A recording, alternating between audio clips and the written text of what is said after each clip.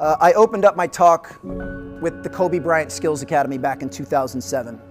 What I didn't share with you was one of the college counselors there was Stephen Curry. You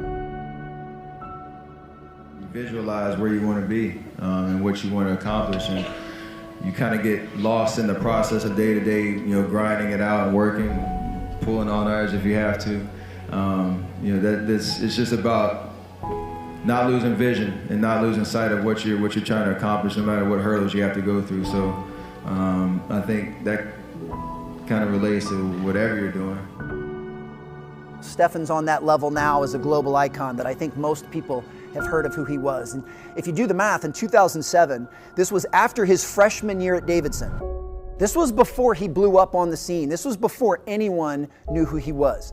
In fact, he was so unknown at this camp that the coaches didn't even call him by his name. They called him Dell's son because his dad played in the NBA for a dozen years and was a great long-distance shooter. Yeah, that's Dell's son over there. That's Dell's kid. But what he lacked in physical stature and what he lacked in resume, he more than made up for in a few different ways. But the most impressive of which was at the end of the first workout. See, this was a mini camp. This was 2 3-hour workouts a day for 4 straight days, and they were incredibly intense. At the end of the very first workout, just based on proximity, we had never formally met or been introduced. He said to me, "Coach, will you rebound for me? Because I don't leave the gym until I swish 5 free throws in a row." Swish 5 free throws in a row. For those of you that have never personally shot a basketball before, let me tell you, that is an incredibly high standard. A swish, by definition, is a perfect shot. It does not touch the rim. It does not touch the backboard. It gets its name for the sound it makes by going nothing but net. It is the standard of perfection. And he would not leave the gym until he swished 5 in a row, which means he could swish 4 in a row, hit a little bit of the rim on the 5th one, it still goes in.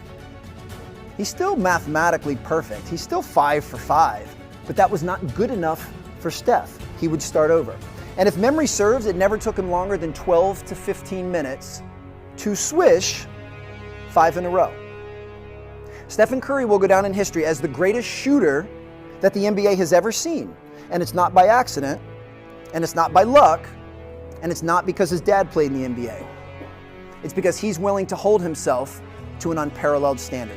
And that is the thought that I'll leave you all with, that the standards that you set today, they'll determine who and where you'll be tomorrow. It's about visualizing, whether you write it down, put it on the wall, do something, what your goals are, and get lost in the process of day-to-day grind, day-to-day getting better every single day. Asking questions, aligning yourself with people that have been through it before, that are experienced, and leaning on that advice, and just trying to outwork the next person, and that's the biggest thing.